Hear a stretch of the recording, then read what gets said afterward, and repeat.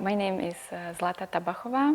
I'm a PhD candidate at the Complexity Science Hub here in Vienna. I was born in Prague. I grew up in Prague. I studied at Czech Technical University, and now I moved here to Vienna to do my PhD.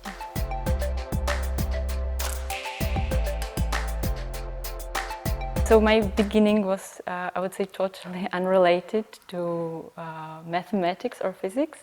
I went to an international high school. During my studies there, I participated in various festivals where I represented Czech Republic.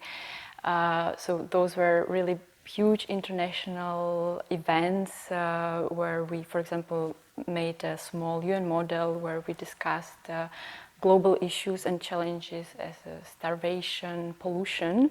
So I must say, and this happened in very early age, at 10, 15, and it really shaped how I viewed the world.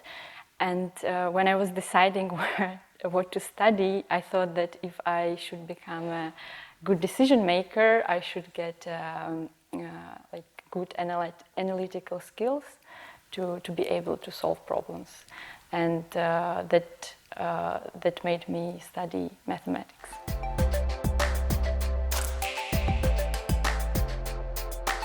I wanted to study at Czech Technical University.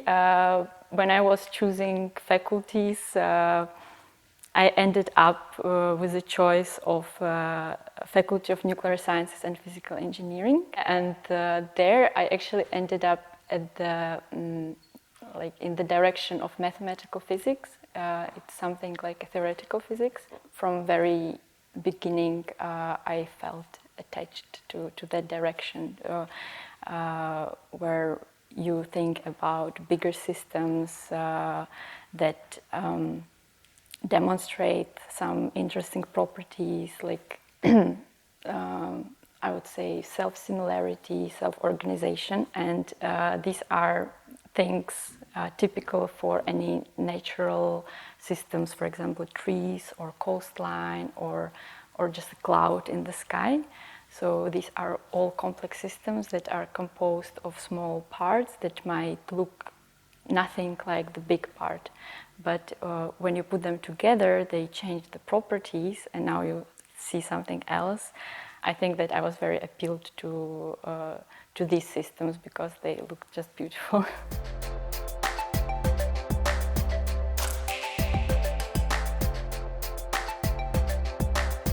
So it's a research institution that strives to be the main research institution in the big data at time of digital technologies, of huge amounts of data.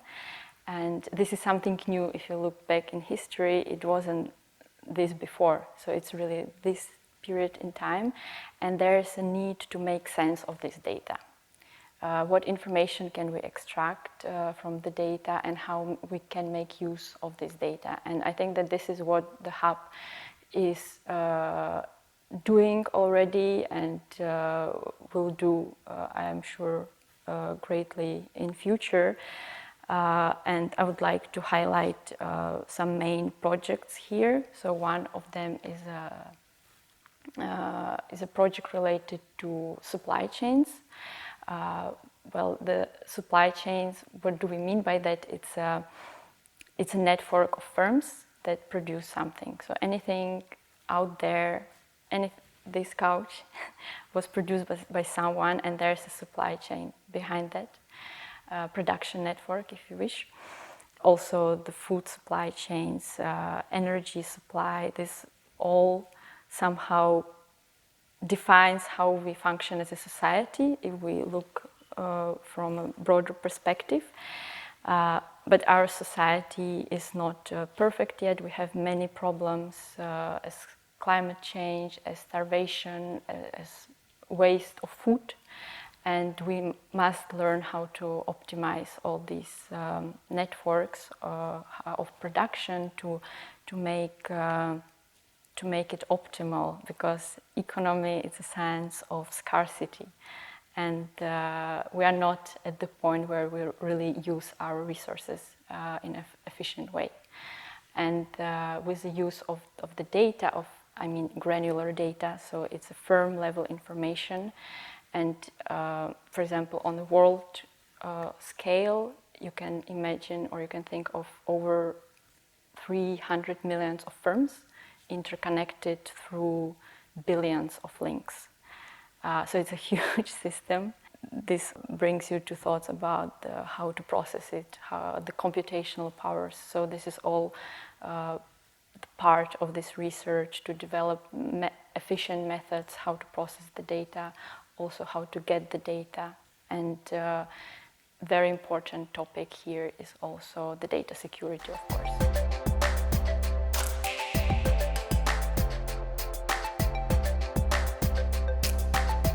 Yeah, so I started by talking about something that you see in nature, but also complex systems are very beyond what you see in nature. It's also what we as humans create. So it can be also like something that you might know under the name of social networks, how people interact, and also economic networks, or also financial system is also a complex system. A good example is just a price on the stock market. It's just a random movement. I think that everyone can recall how these prices go up and down, and already 100 years ago, it was a French scientist, Louis Bachelier, who noticed that he can use methods from physics, from random motion of a particle, to apply it on this stock price movement, because it's also a random movement, but of the price in this case.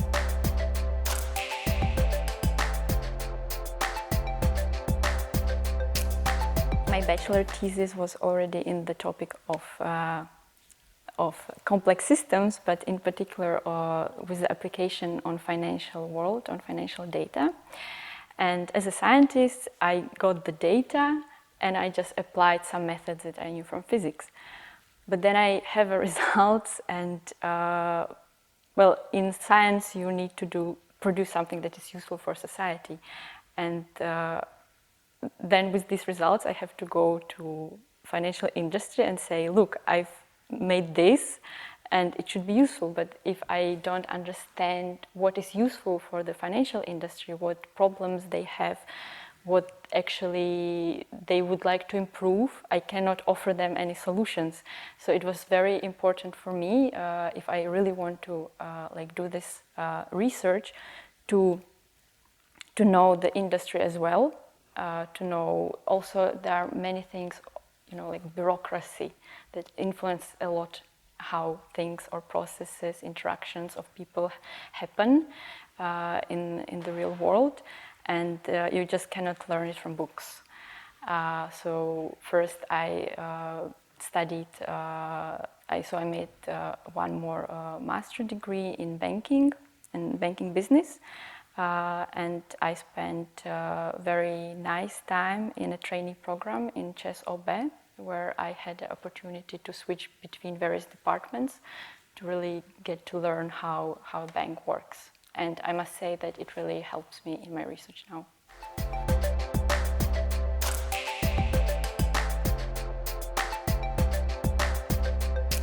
So I must say that I feel really privileged to be here at the Complexity Science Hub, which is a quite new research institute.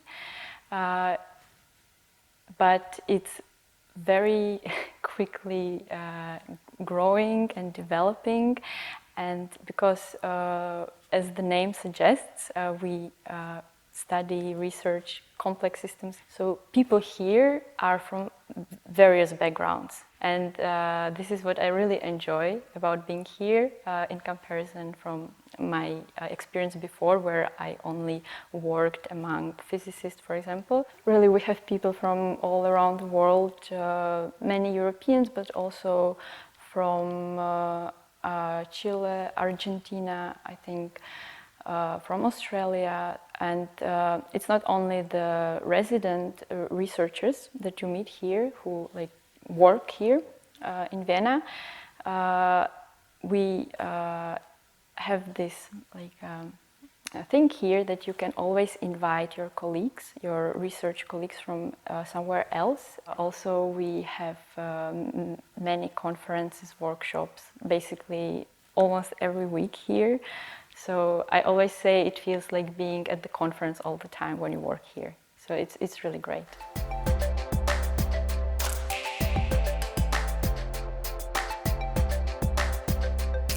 Dancing is the only hobby that I kept because of the scientific work takes a lot of time and energy.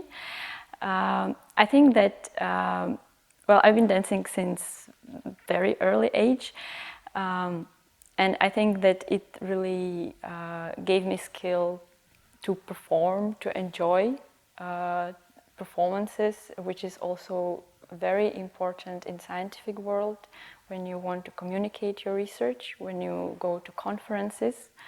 You just need to to make your science appealing to others.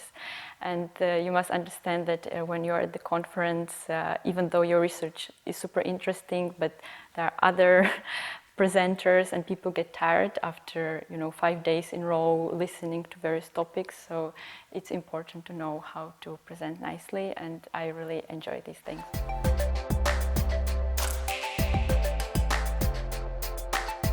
The Complexity Science Hub in Vienna sparked even more interest in me in research. I gained a lot of knowledge and experience, and I think it would be important to share this knowledge in the Czech Republic. So ideally, if you want to make God laugh, say him your plans.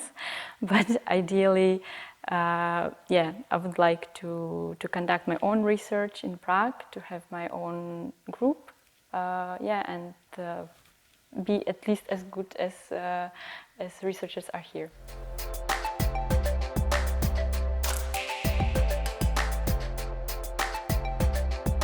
In scientific sense, in research sense, because as I mentioned, we live in a time where we are bumped by a lot of information. We are overwhelmed by knowledge. So I think that it would be important to get the basics right, to understand really, to question the fundamentals of anything that you study, if it's complex systems or in financial world, to learn how to ask questions, not to be afraid to ask questions. Because actually every research project starts with a research question.